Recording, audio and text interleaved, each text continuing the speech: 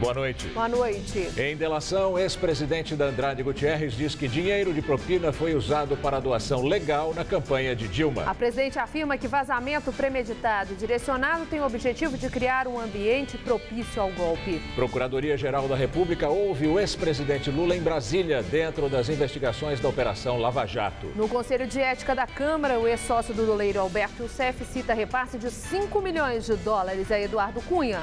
Ex-amante de Fernando Henrique depõe na Polícia Federal. Inquérito investiga recursos recebidos por ela no exterior. Mais de 100 escolas municipais da capital deixam de fornecer merenda aos alunos.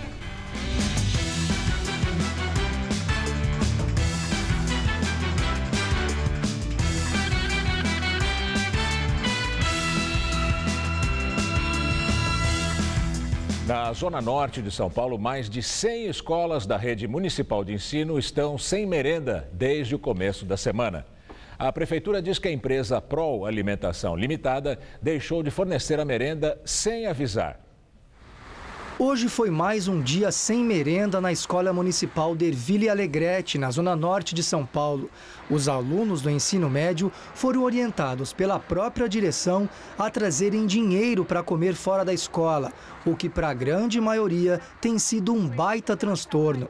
A gente precisa, porque nós estudamos longe, assim, tipo, minha casa é longe daqui, então eu preciso comer aqui. Para mim não faz diferença nenhuma, só que é ruim, né?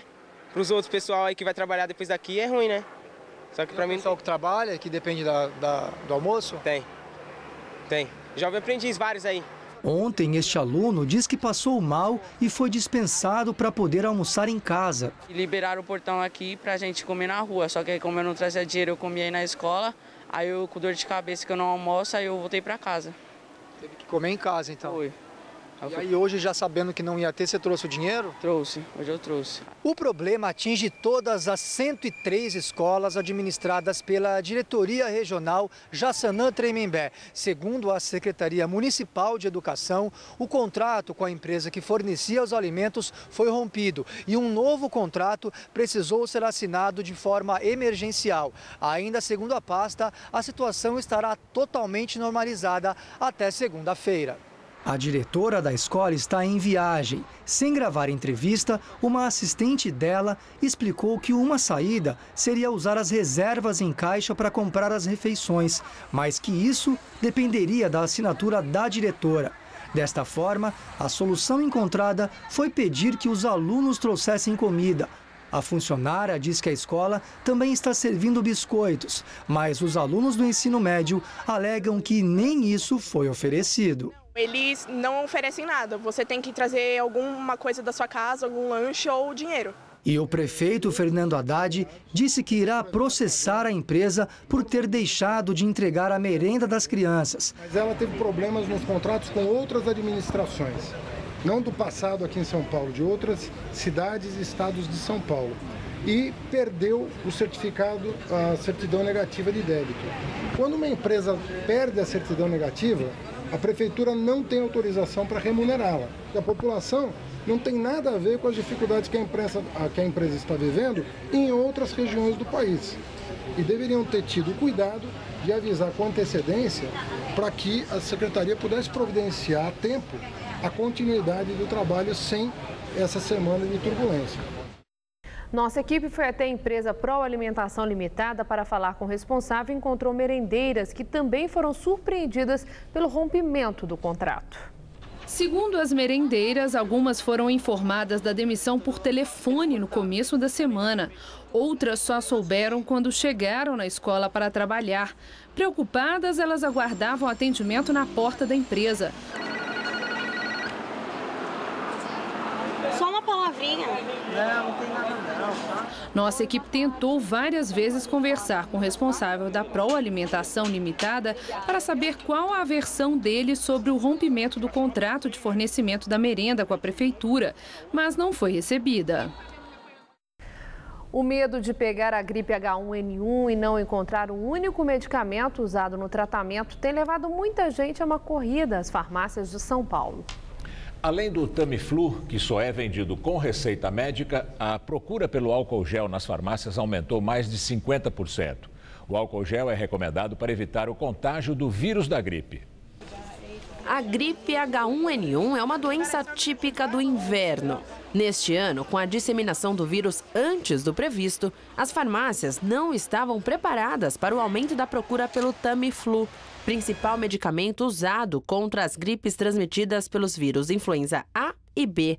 O remédio é indicado para o tratamento de adultos e crianças acima de 1 ano de idade, mas sua ação não substitui a vacina contra a gripe. E agora em 2016 houve uma procura muito grande a partir de fevereiro, mas se intensificou na segunda quinzena de março. E passamos um pedido de 1.000 unidades para o fornecedor, só que ainda ele não conseguiu nos atender, porque a prioridade do fornecedor, segundo a informação que nós recebemos deles, é atender os órgãos públicos. Se essas 1.000 unidades chegassem hoje nesta rede de farmácias, primeiro a distribuição seria aos clientes na fila de espera do site e depois, talvez, chegariam às lojas físicas. Nós tivemos mais de 8.000 buscas em nosso site, tem mais de 800 pessoas esperando o medicamento chegar para poder efetuar a compra. As farmácias voltaram a reorganizar a distribuição dos produtos nas prateleiras e o famoso álcool gel está de volta, bem à entrada das lojas. O que está nesta prateleira é todo o estoque desta farmácia no centro de São Paulo. E segundo o farmacêutico, todos esses frascos devem durar apenas 1 semana. Daí o jeito é fazer igual a Omilda, correr para garantir o seu. Para evitar contágio e alguma coisa, agora essa epidemia da gripe, né? E outros demais vírus que a gente pode adquirir no trem, no metrô, onde a gente passa, né? Então é bom sempre higienizar as mãos. A jornalista Miriam Dutra prestou depoimento hoje à Polícia Federal aqui em São Paulo. Miriam Dutra chegou acompanhada do advogado e não quis falar com os jornalistas. Ela poderia depor em Madrid, onde mora, mas preferiu ser ouvida na Polícia Federal em São Paulo. Miriam falou como testemunha no inquérito que investiga o ex-presidente Fernando Henrique Cardoso. A suspeita é de crime de evasão de divisas. Fernando Henrique, que na época era presidente da República, segundo Miriam, teria contado com a ajuda de uma empresa concessionária do governo para disfarçar remessas de dinheiro enviadas a jornalista no exterior. Miriam diz que vai apresentar à Polícia Federal documentos e recibos que comprovariam a fraude. A empresa é a Brasif, que na época explorava as lojas Duty Free nos aeroportos brasileiros. Para receber o pagamento de $3.000 por mês, no período de 2002 a 2006, Miriam diz que teve de assinar um contrato fictício. O documento, publicado em fevereiro pelo jornal Folha de São Paulo, foi firmado com a Eurotrade, empresa da Brasif com sede nas Ilhas Caimã. No contrato consta que Miriam faria o acompanhamento e análise do mercado de vendas a varejo a viajantes, mas ela disse ao jornal que nunca pisou em uma loja do grupo para trabalhar. Disse ainda que Fernando Henrique revelou a ela que o dinheiro enviado pela Brasif era, na verdade, dele e não da empresa. O ex-presidente, de acordo com Miriam, contou que depositou $100.000 na conta da Brasif no exterior, para a empresa fazer o contrato e ir pagando por mês. Miriam e Fernando Henrique mantiveram uma relação extraconjugal durante 6 anos. O ex-presidente admitiu manter contas legais no exterior e diz que mandou dinheiro para o filho Tomás, mesmo depois do teste de DNA revelar que ele não era o pai biológico. Miriam contesta a veracidade do exame, feito em 2011. A Brasif confirma a contratação da jornalista, mas nega a participação do ex-presidente. Já Fernando Henrique diz que nunca usou qualquer empresa para sustentar Miriam no exterior. Presidente Dilma Rousseff diz que vazamentos de informações passaram de todos os limites e que são premeditados, oportunistas e seletivos. A afirmação foi feita no encontro de mulheres em defesa da democracia, no Palácio do Planalto. O evento contra o impeachment reuniu parlamentares, representantes de movimentos feministas e da CUT. Dilma afirmou que, com a proximidade da votação do processo de impeachment na Câmara dos Deputados, muitos vazamentos vão acontecer, com o objetivo de atingi-la. Vazamentos premeditados, vazamentos direcionados, com um claro objetivo de criar ambiente propício ao golpe. submeter-me ao impeachment ou exigir minha renúncia, ou tentar quaisquer expedientes que comprometam o mandato que me foi conferido, é um golpe de Estado, sim. Para Dilma, as ideias alternativas ao impeachment têm sido defendidas porque não há base legal para seu afastamento. E muitos deles percebem, têm clareza da fragilidade de todo esse processo.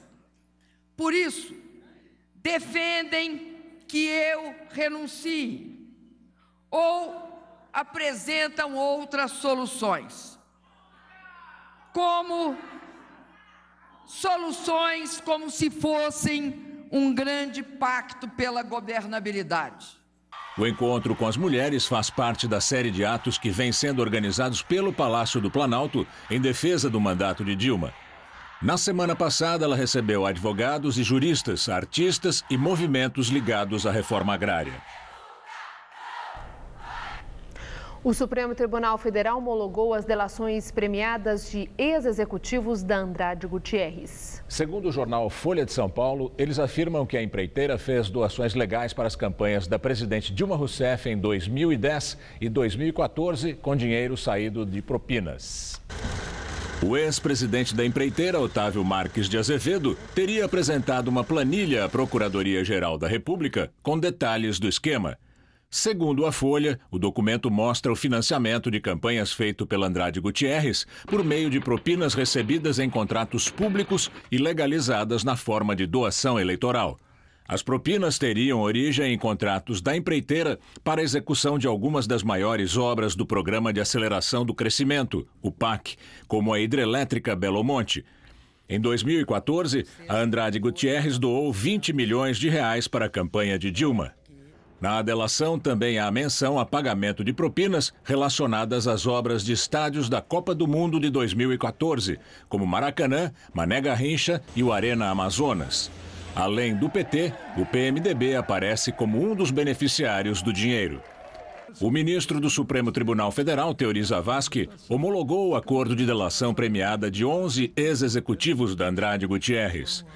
A empresa se comprometeu a pagar uma multa no valor de R$1 bilhão e confessar crimes de corrupção em várias obras. De acordo com o jornal, Antônio Pallotti, o ex-ministro de Lula e Dilma, era o representante do governo nas negociações. O ministro da Secretaria de Comunicação Social, Edinho Silva, rebateu as acusações. Ele destacou que as doações da campanha de Dilma foram auditadas e as contas aprovadas pelo TSE. As doações foram inferiores, inclusive, às doações do candidato adversário do segundo turno.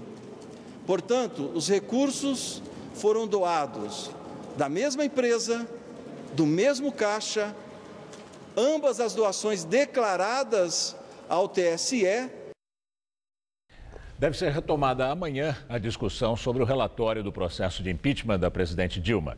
O relator Jovair Arantes, do PTB, fez um parecer favorável ao impeachment, afirmando que o governo cometeu crime de responsabilidade fiscal. Os trabalhos da comissão podem avançar pelo fim de semana, pois já há 113 deputados inscritos para falar na comissão. A votação do relatório deve sair na segunda-feira. Um grupo de deputados da oposição e dissidentes do governo fizeram, uma manifestação em frente ao Palácio do Planalto para pressionar pelo impeachment da presidente Dilma Rousseff.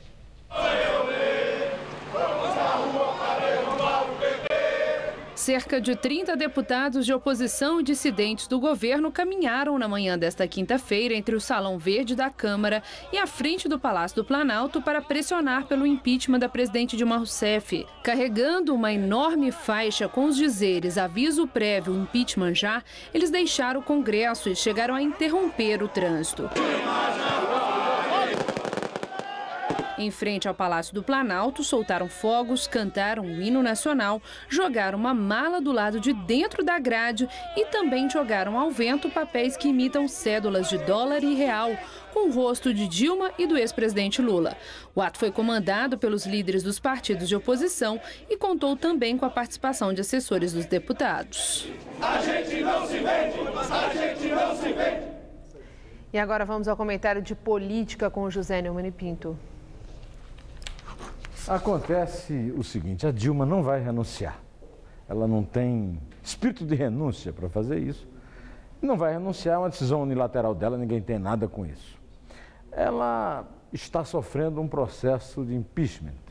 É difícil saber se esse processo vai dar do impeachment ou não. Afinal de contas, é uma caminhada árdua, porque, como ela mesmo vive dizendo, ela é uma presidenta eleita pelo voto. Vai demorar. Agora, é uma corrida de obstáculo. O primeiro obstáculo, o mais baixo deles, foi saltado com um brilhante relatório do João Arantes, que demonstrou claramente que não há golpe, então não adianta ela ficar insistindo, mas ela está falando ali para o público dela, que é cada vez menor. Além disso, ele já disse que o processo vai até o Senado, e o Senado é que vai decidir. Né? Cada vez mais, esse mantra do golpe perde completamente o sentido, a não ser para aquela militância que vai ao Palácio, que também se encolhe. Né? Além disso, ela disse que a delação dos ex-executivos da Andrade Gutierrez, estampada em manchete da Folha, em doações de propinas para a campanha dela, cria uma situação, digamos, propícia para que ela seja, junto com o Temer, cassada pelo Tribunal Superior Eleitoral. Ela não se refere a isso, mas a verdade é que quando ela se queixou, chamando essas delações de seletivas, ela não citou o processo no tribunal, que também, evidentemente, passando o impeachment, ela vai acusar de ser golpe. Seja qual for, qualquer situação, a situação do país é deplorável. A situação da economia absurda, o desemprego crescendo, as empresas fechando. Este sim é um ambiente propício, tanto para o impeachment quanto para a cassação no Tribunal Superior Eleitoral, que vai demorar bem mais. A questão toda é que, seja qual for qualquer resultado desses, a situação do Brasil é deplorável e ela está pouco ligando para isso. Ela quer dar ânimo à sua tropa e não está nem aí para os desempregados, para os empresários que quebram, etc. É bom que ela acorde para isso, porque este sim, este ambiente da economia é que é propício, não para um golpe, mas para uma retirada democrática dela do poder. Eu volto aqui terça-feira, direto ao assunto. Até. O ex-presidente Luiz Inácio Lula da Silva prestou depoimento hoje de manhã por cerca de 2 horas na Procuradoria-Geral da República, em Brasília. Lula falou à força-tarefa de procuradores da Operação Lava Jato. Em março, Lula foi levado coercitivamente para prestar depoimento aqui em São Paulo. Para o Ministério Público e a Polícia Federal, há indícios de que Lula e familiares foram beneficiados por empreiteiras. O ex-presidente nega. Uma onda de arrastões na Avenida Politécnica, na zona oeste da capital, tem assustado os moradores da região. Tem gente que já está até evitando sair de casa. Esta mulher que prefere não aparecer foi uma das vítimas dos assaltantes. Quando chegou do meu lado do meu vidro, eu como motorista, eles com a arma. Então ele viu que eu estava com a bebê, uma filha de 1 ano e meio atrás, ele foi para o lado dela com a arma no vidro. Imediatamente eu baixei o vidro do passageiro, que não tinha ninguém. E aí ele pediu minha bolsa que estava no assento do passageiro e a bolsa da bebê. Nossa prioridade foi blindar o carro. Quando eu estou no carro blindado, que eu preciso levar minha filha na escola e buscar, eu sinto uma certa segurança. Alexandre também foi assaltado na mesma avenida. O veículo dele foi levado pelos ladrões. Chegou com um revólver armado. Ele falou, não faz nada, você já sabe como funciona. Eu quero o carro, quero todo o celular. E na hora eu não me opus, já tirei o celular. Já desci do carro, tudo, e já nisso chegou outro que começou a fazer uma revista. Segundo os moradores aqui da região, os assaltos ocorrem em toda a extensão aqui da Avenida Escola Politécnica. Mas é neste trecho aqui, já próximo à rodovia Raposo Tavares, que eles acontecem com mais frequência. Os assaltantes saem do meio do mato alto e surpreendem motoristas e pedestres. Os crimes ficaram tão frequentes na região que dos próprios apartamentos, os moradores conseguem flagrar situações de desespero das vítimas que passam pela avenida. Neste vídeo, os motoristas voltam na contramão para não serem assaltados. Esta moradora, que também não quer aparecer, por pouco não foi roubada. Eles abordam os 3, 4 primeiros carros, os que estão atrás vão parando, é onde que eles conseguem dar ré, que foi o meu caso. Os 3 primeiros foram abordados. Nessa ação de segunda-feira, eu consegui dar ré. Os 3 carros que estavam à minha esquerda foram dar ré e todos se colidiram. Com essa colisão, eles se assustaram, porque eles viram que era muito barulho, assaltaram os da frente e saíram correndo. O problema não é só com os moradores. Nós temos um ponto de ônibus ali. Vira e mexe, sempre tem pessoas vindo para cá, correndo, em busca de socorro, porque é o ponto mais próximo. E as pessoas vêm desesperadas porque foram assaltadas ali. A gente sabe também que muitas pessoas, infelizmente, não fazem o BO. E a polícia, como que fica sabendo do que está acontecendo? Através dos boletins de ocorrência. E é complicado. Como você mapeia o risco, né? Fica difícil. Em nota, a Secretaria da Segurança informou que as polícias têm feito ações na região para evitar que os crimes aconteçam. Na semana passada, 3 suspeitos foram presos por roubo e disparo de arma de fogo na Avenida Politécnica, segundo a polícia. Nos 2 primeiros meses do ano, as ações da polícia resultou em 15 pessoas presas em flagrante e 36 veículos recuperados. Em depoimento ao Conselho de Ética da Câmara, delator da Operação Lava Jato cita repasse de 5 milhões de dólares em propina que seriam para Eduardo Cunha. Leonardo Meirelles é ex-sócio de Alberto Youssef e cedia as empresas dele para que o doleiro fizesse repasses de propina. Ele disse ter comprovantes de depósitos bancários feitos nas contas dele em 2012 pelo empresário Júlio Camargo, que somam 5 milhões e 100 mil dólares. Ele contou também que converteu essa quantia em reais e entregou em espécie a Youssef, que informou que o dinheiro iria para o presidente da Câmara, Eduardo Cunha, do PMDB. Alberto Youssef me colocou que, de forma informal, num almoço, que esses valores eram para entrega de Eduardo Cunha. Ponto. É isso. Segundo Meirelles, os extratos bancários que comprovam a operação são da China e já estão com o Ministério Público Federal. Ele revelou ainda que sabia que esse dinheiro e outros repasses feitos para suas contas estavam relacionados ao esquema de corrupção na Petrobras. Por fim, contou que recebia 1% do valor bruto de todas as transações e que movimentou cerca de 140 milhões de dólares em 4 anos de parceria com Alberto Youssef. Ele me informava sobre recebimentos e pagamentos e ele utilizava as minhas contas das minhas empresas, tanto no Brasil quanto no exterior. E por conta disso, inúmeras vezes, meu relacionamento acabou se tornando praticamente diário no escritório dele. O advogado de Eduardo Cunha, Marcelo Nobre, disse que o Conselho de Ética investiga exclusivamente a suposta existência de contas secretas do deputado no exterior e que, portanto, seria um absurdo considerar o depoimento de Leonardo Meirelles como prova. E o depoimento do senador Delcídio do Amaral no Conselho de Ética do Senado foi remarcado pela 3ª vez. Ficou agora para o dia 19 deste mês. Hoje, Delcídio faltou pela 2ª vez a uma sessão marcada para ouvi-lo. Ele está se recuperando de uma cirurgia. Ele responde a um processo por quebra de decoro parlamentar que pede a cassação do mandato dele. Ele foi preso pela Operação Lava Jato, acusado de obstruir as investigações. Ele ficou preso e agora está sob prisão domiciliar. A ministra Carmen Lúcia do Supremo Tribunal Federal não concedeu a liminar solicitada pela defesa de Eduardo Cunha para impedir que delatores da Lava Jato sejam ouvidos como testemunhas do processo de quebra de decoro parlamentar.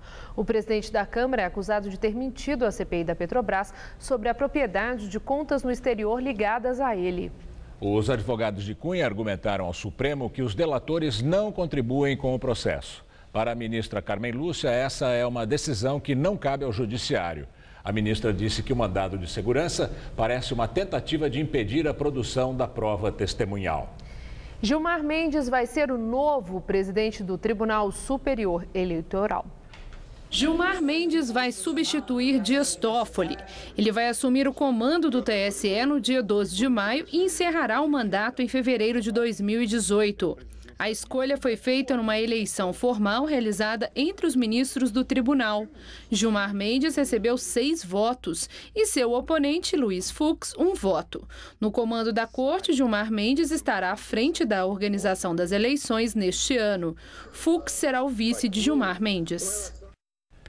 O sítio de Atibaia, que é frequentado pelo ex-presidente Lula e família, foi invadido e objetos foram furtados. Essa informação foi divulgada pelo site de notícias G1. De acordo com a reportagem, 2 suspeitos teriam sido detidos e a polícia foi chamada perto das 4 da tarde. O Ministério Público afirma que o sítio é de Lula e foi reformado com dinheiro de empreiteiras. O ex-presidente nega. E agora, direto de Brasília, Josias de Souza fala sobre a delação premiada dos ex-executivos da Andrade Gutierrez. Quando Dilma imagina que tudo de ruim já aconteceu, os grampos do juiz Sérgio Moro, a liminar de Gilmar Mendes contra a posse de Lula, o parecer do aliado de Eduardo Cunha a favor do impeachment, vem a Lava Jato informar que o pior ainda está por vir. Novas delações abriram os bueiros da Andrade Gutierrez. Vazou muito esgoto. Sobrou lama para o PT e também para o PMDB do vice-presidente Michel Temer. Os dejetos invadiram a contabilidade da campanha à reeleição de 2014, encostando no bico dos sapatos de Dilma Rousseff. Num novo comício realizado nas dependências do Palácio do Planalto, a presidente reclamou do vazamento seletivo e direcionado. Dilma enxergou no noticiário uma tentativa de criar um ambiente propício ao golpe, dias antes da votação do pedido de impeachment na Câmara. Dilma acha que não deve nada a ninguém, muito menos explicações. As novas revelações da Andrade Gutierrez reforçam os argumentos dos defensores da saída TSE, que consiste na cassação da chapa Dilma Temer e na convocação de novas eleições. Ontem à noite, auxiliares da presidente comentavam animados a contabilidade dos votos anti-impeachment na Câmara. Eles falavam como se fossem missionários de uma boa causa a caminho do céu. Não imaginavam que seriam devorados por delatores antropófagos a caminho do inferno. Boa noite. E olha, os dias estão muito quentes, né, com bastante sol e secos. A umidade do ar está em queda em todo o estado de São Paulo e hoje chegou aos 25% no interior. Esse nível de 25% apenas de umidade já é considerado estado de atenção pela Organização Mundial da Saúde. Por isso, a recomendação é se hidratar bastante para enfrentar a secura e o calor. Mariana Armentano traz agora os detalhes da previsão do tempo. O tempo segue sem muitas mudanças na maior parte do país, mas no sul do Brasil tem chuvas fortes previstas. É que um sistema de baixa pressão atmosférica avança pela região, causando temporais amanhã, principalmente no oeste do Rio Grande do Sul. Nas outras áreas gaúchas, no sul catarinense e no leste do Paraná, as chuvas acontecem mais a partir da tarde. Entre o centro-oeste e o norte do Brasil, ainda acontecem aquelas pancadas de chuva associadas ao calor e à alta umidade do ar. Já em toda essa área em amarelo, que pega quase toda a metade leste do país, quem atua é uma grande massa de ar seco que mantém o tempo firme, ensolarado e quente. Nesta sexta-feira vai fazer até 30 graus em Curitiba e em Florianópolis, 31 em BH, 34 graus no Rio de Janeiro, 35 em Palmas e também em Porto Velho. O calor continua intenso também aqui em São Paulo e enquanto as temperaturas sobem, a umidade relativa do ar não para de cair. O interior está com índices entre 25% e 30%. Vamos ver algumas temperaturas? Olha, a máxima amanhã chega aos 36 graus em Votuporanga e em Presidente Bernardes. Na região central do estado, ali na cidade de Bauru, máxima na casa dos 35 graus. E no litoral, com a brisa do mar, temperaturas em torno dos 29 graus em Caraguatatuba e dos 30 em Santos. A umidade baixa começa a prejudicar a qualidade do ar também aqui na capital. E olha, segundo os meteorologistas, só deve voltar a chover por aqui na semana que vem. Vamos ver como ficam os próximos dias? Nessa madrugada, mínima de 18 graus aqui na Grande São Paulo e máxima tarde de 30 graus. E o tempo firme continua no final de semana. No sábado, máxima prevista de 32 graus e no domingo, temperaturas entre 20 e 31 graus, também com muito sol, céu azul e nada de chuva. Toda sexta-feira vai ser feriado no setor público na Venezuela, em abril e maio. O decreto do presidente Nicolás Maduro é parte de um plano especial para poupar energia. Nicolás Maduro foi até a TV estatal para pedir que todo o país apoie a medida. A administração pública vai trabalhar só de segunda a quinta em meio período. O presidente também aumentou o racionamento elétrico em shoppings e hotéis para 9 horas diárias. Maduro admitiu que o país enfrenta uma situação extrema por causa da queda dos níveis das 18 represas do país, em consequência do fenômeno El Niño. Os especialistas avaliam que vai ser difícil evitar os constantes blackouts enquanto não houver mais geração termoelétrica. Nosso comentarista de política internacional, João Batista Natali, analisa a situação da Venezuela. Pois é, a Venezuela não dá folga para a gente. E as novidades, como sempre, são muito ruins. Nicolás Maduro, como vocês viram, anunciou que a partir de amanhã as repartições públicas seriam fechadas todas as sextas-feiras. E isso para economizar eletricidade. E será que existe uma crise hídrica em Caracas? Sim, existe. Mas o governo poderia ter construído usinas termoelétricas. Eles têm petróleo suficiente, mas eles não têm competência. E também agora não têm mais dinheiro. Em Caracas falta água, falta luz e falta tudo. Os shopping centers só funcionam do meio-dia às 7 da noite. Enquanto isso, continuou o confronto entre Maduro e a Assembleia, onde em dezembro a oposição elegeu 2/3 dos deputados. Há uma semana, a Assembleia aprovou uma anistia para os quase 80 presos políticos, entre eles 2 líderes da oposição. Maduro disse que vai vetar. A Assembleia também estuda a aprovação de um referendo revogatório. Os eleitores diriam se querem ou não que Maduro fique até o final do mandato dele, em abril de 2019. Mas o Judiciário já avisou que não deixará que os deputados abreviem o mandato do presidente. O Judiciário é manipulado pelo governo, é obediente a Nicolás Maduro. Vejam que os tribunais nada fizeram para punir os responsáveis pelas 245 mortes no ano passado, nos confrontos entre o governo e a oposição. Foi preciso que uma organização humanitária estrangeira, a Human Rights Watch, denunciasse há alguns dias essa imensa carnificina. Mas toda essa barbaridade só é possível por uma razão muito simples. O partido do governo tem uma milícia armada. E essa milícia funciona segundo a mais escandalosa impunidade. É por isso que o impeachment de Maduro é uma operação muito, mas muito delicada. A milícia pode reagir de arma em punho e a Venezuela, que já está falida e onde falta comida e falta medicamento, embicaria numa guerra civil. Isso é trágico. E só de pensar eu fico de cabelo em pé. É assim que o mundo gira. Boa noite. Justiça argentina interroga o empresário preso essa semana, acusado de lavagem de dinheiro e multiplicação de patrimônio durante os governos Kirchner.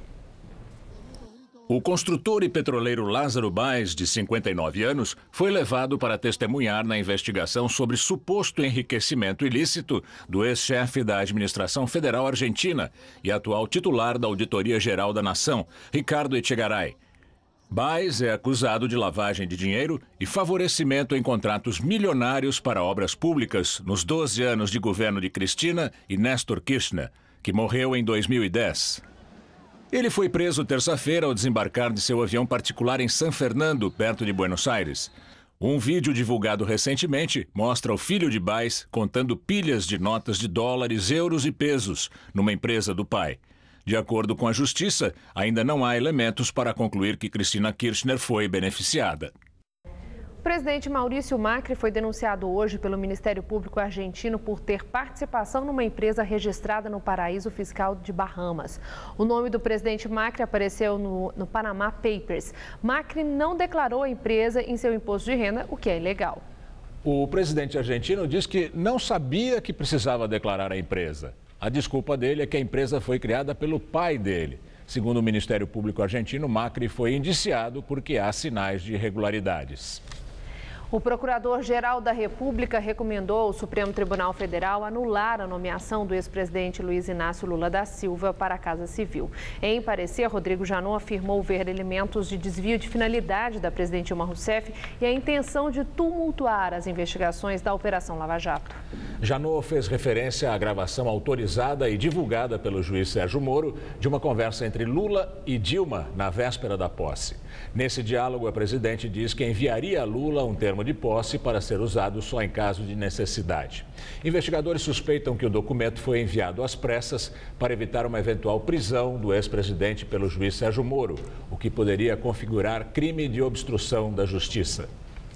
Na entrevista do dia com Maria Lídia Flandoli, as difíceis decisões do PSDB em tempos de processo de impeachment e de eleições municipais.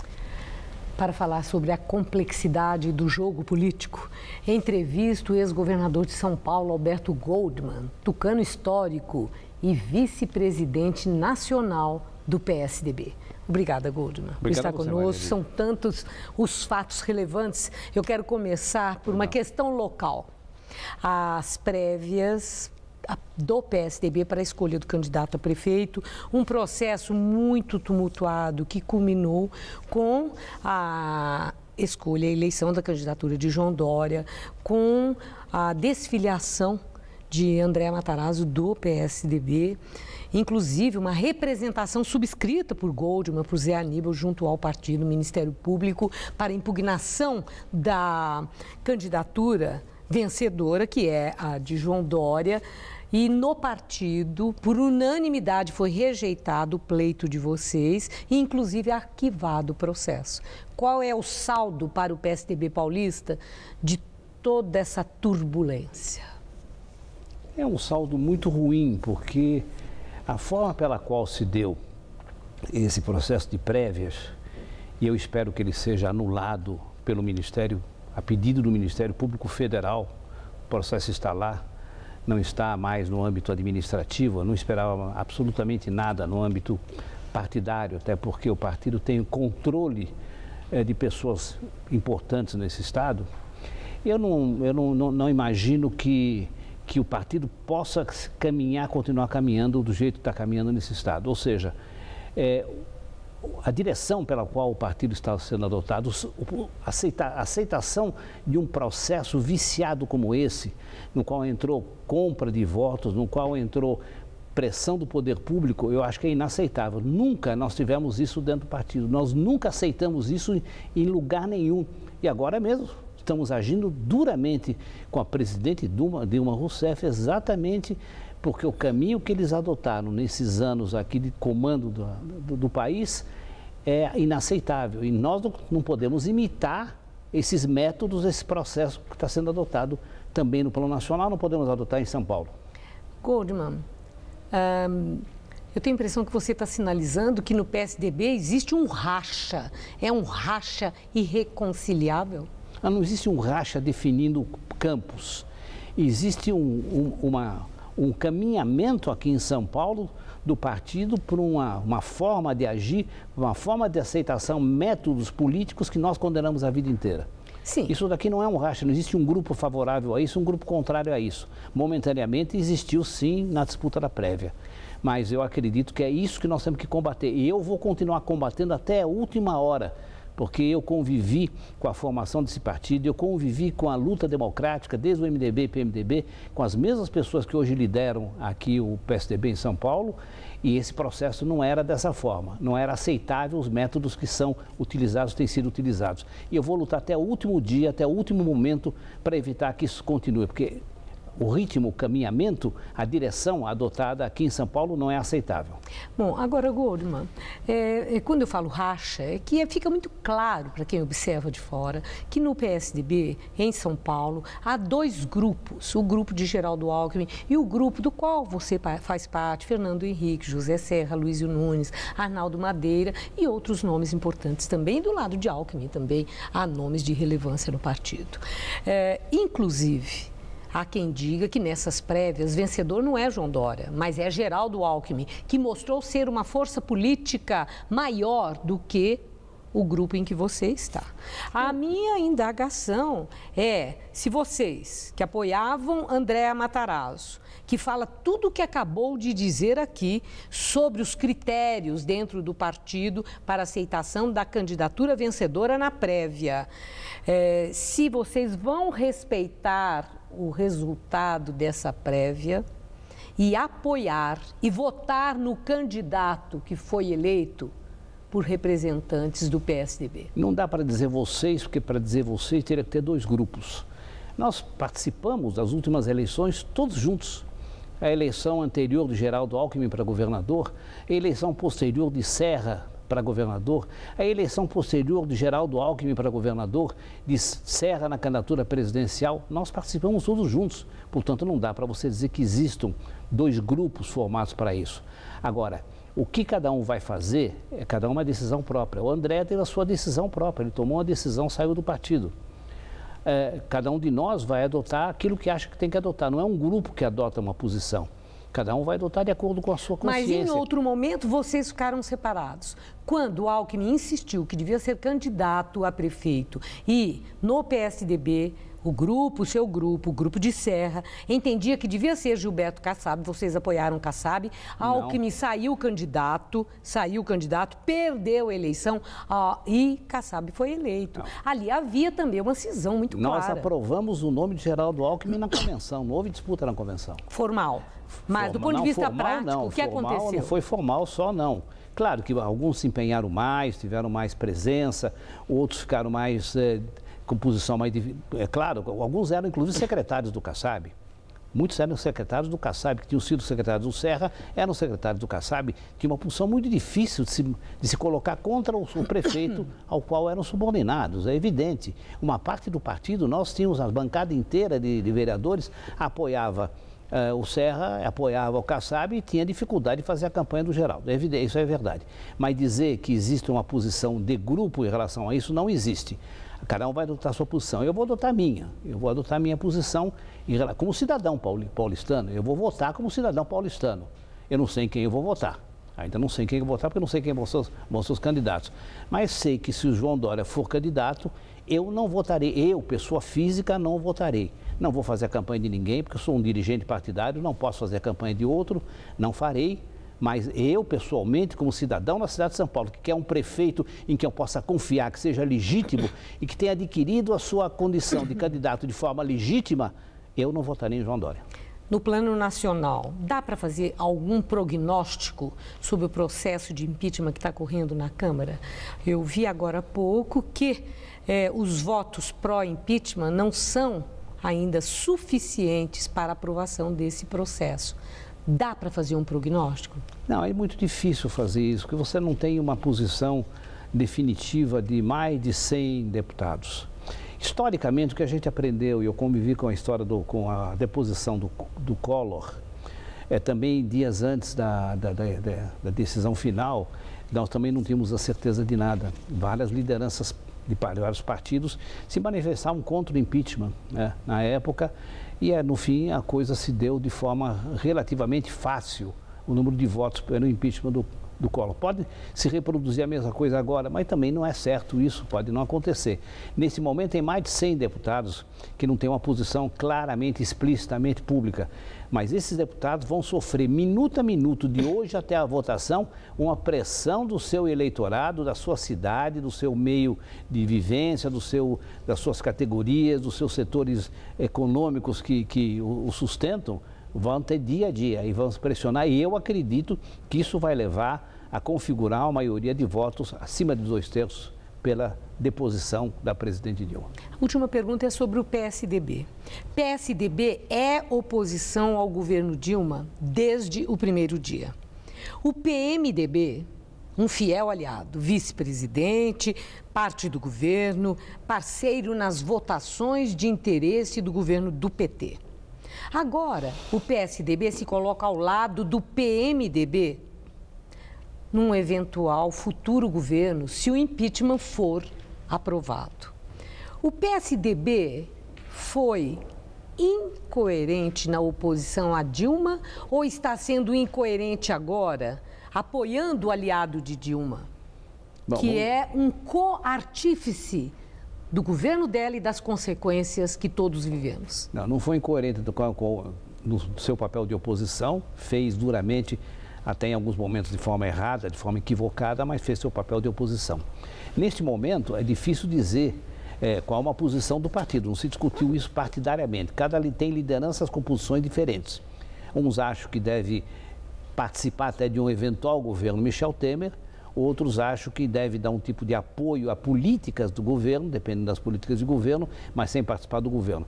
De uma forma geral, eu diria o seguinte, todos nós estamos de acordo com o seguinte, não dá para você tirar a presidente Dilma e dizer que o próximo presidente, que até para minha opinião, infelizmente é o Michel Temer, mas é a Constituição que manda isso e foi a eleição que mandou isso. O Michel Temer é presidente e você vai dizer o seguinte, nós vamos continuar em oposição ao Michel Temer, não tem cabimento. Nós vamos tirar a presidente, vai ficar o Michel Temer, nós vamos ser de oposição, nós precisamos resolver o problema do país.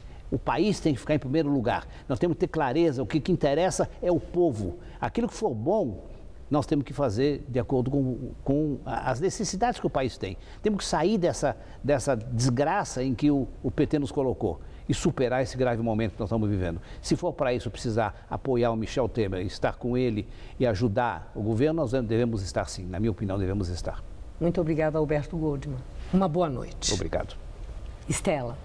Produção industrial cai em 11 das 14 regiões pesquisadas pelo IBGE. Levando em consideração todas as regiões, em fevereiro houve uma queda de 2,5% em relação a janeiro. Os maiores recuos foram registrados na Bahia e no Amazonas. Em São Paulo, a queda na produção industrial foi de 2,1%. E agora vamos ao comentário de economia com Denise Campos de Toledo. Ela analisa o impacto dos novos recordes das taxas de juros para os consumidores. Apesar de o Banco Central ter dado uma parada no aumento da taxa básica por preocupações com a recessão e a queda de atividade, os juros para os consumidores não param de subir. É um recorde atrás do outro. Levantamento da ANEFAC, Associação dos Executivos de Finanças, mostrou que em março a taxa média do rotativo do cartão chegou a 432% ao ano, a maior em 20 anos. Já a taxa média do cheque especial bateu nos 263,7%. São taxas médias. No caso do cartão, tem banco cobrando no rotativo 1.000% ao ano. Parece inacreditável, mas é a realidade. Os bancos, por medo da inadimplência, aumentam as taxas para compensar eventuais perdas com o calote. Só que com taxas nesse nível, muito provavelmente a inadimplência vai crescer. Como bancar um custo tão alto assim? Até porque não é só isso. O consumidor também está com a renda comprometida pela inflação e pelo desemprego. Não é à toa que a demanda por crédito vem caindo muito. Só encara quem não tem outro jeito. E o melhor é sempre buscar linhas, claro, mais baratas ou menos caras, já que o aumento tem sido generalizado. Mas o consignado e o crédito pessoal ainda tem um custo mais acessível, com a vantagem de terem parcelas fixas. No cartão e no cheque especial, o custo da rolagem vai subindo de acordo com as mudanças das taxas de mercado.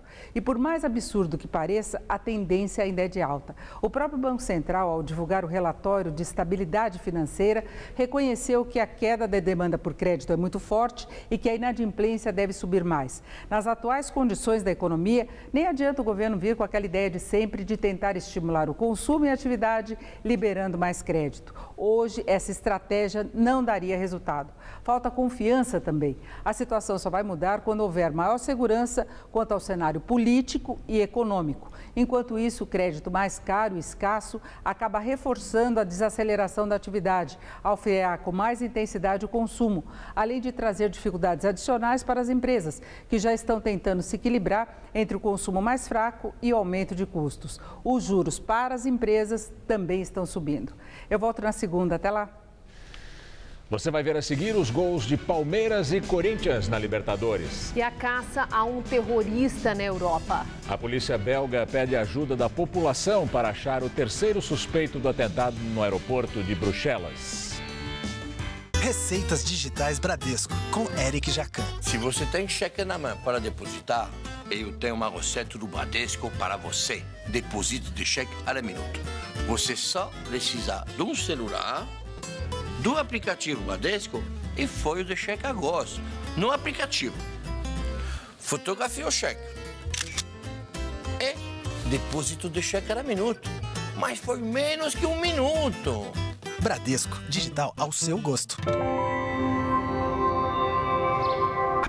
maior seca da nossa história foi vencida pela mobilização exemplar de todos nós. Cada um fazendo a sua parte. O combate ao desperdício de água, as interligações entre os sistemas, novos reservatórios e obras nos deixaram mais preparados para enfrentar novas estiagens severas. A meteorologia prevê chuvas mais regulares este ano, mas o clima no mundo todo está mudando. E aqui, São Paulo não pode depender de São Pedro. Por isso, nós paulistas vamos seguir juntos. Enquanto o governo do estado e a Sabesp continuam investindo em meios que asseguram o abastecimento da região metropolitana de São Paulo, você, consumidor, continua usando a água de forma consciente. Juntos contra o desperdício de água. Bom para você, bom para São Paulo. Governo do Estado. Atenção, as lojas Veste Casa estão fazendo o maior bota fora da história. Produtos avaliados, últimas peças de exposição. Colcha Pontes Queen por apenas R$ 39,99. É isso mesmo, R$ 39,99. Porta travesseiro por apenas R$ 6,99. Só amanhã na Veste Casa. Tolstói influenciou Mahatma Gandhi. Aldous Huxley imaginou a clonagem muito antes dela existir. Dostoiévski foi essencial para a psicanálise de Freud. Os grandes escritores fizeram muito pelo mundo. Imagine o que eles podem fazer por você. Coleção Folha, grandes nomes da literatura. Todo domingo nas bancas, um livro por R$ 19,90. Na compra do primeiro, grátis o segundo. Colecione. A gente tem a sensação que tudo está passando e que as pessoas não se importam com as coisas ao seu redor. Eu não acredito nisso. Se São Paulo é tão grande, é porque as pessoas vieram para cá e acreditaram nessa cidade e acreditaram nas pessoas que estão aqui. O meu trabalho voluntário é para pessoas que acreditam. Eu dou palestras para 30 pessoas, até 300, 350, que já foi o máximo. O principal objetivo do voluntariado é ajudar você a ajudar o próximo. Fazer a ponte entre as organizações sociais e os voluntários. Meu nome é Lourenço Vieira e eu sou um personagem de São Paulo. Qual Casper você é? Eu sou jornalismo. Eu sou relações públicas. Eu sou publicidade e propaganda. Eu sou rádio, TV e internet. Essa é a minha Casper. Essa é a nossa Casper.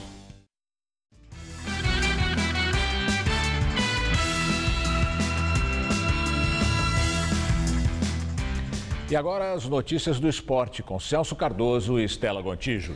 Corinthians e Palmeiras empatam em jogos da Libertadores, mas a situação palmeirense é bem complicada, Celso Cardoso. Sim, Estela, bem complicada mesmo. Não depende mais do próprio esforço, precisa vencer o River Plate do Uruguai na última rodada e torcer para o Rosário Central perder do Nacional em Montevidéu. Já o Corinthians está a um empate da classificação. Na Colômbia, o Santa Fé dominou as ações no primeiro tempo diante do Corinthians. Gordillo chutou na trave, no rebote, Otero inaugurou o marcador no estádio El Campín. Na etapa final, o Timão acordou. Lucas acertou o travessão com um belo chute de fora da área.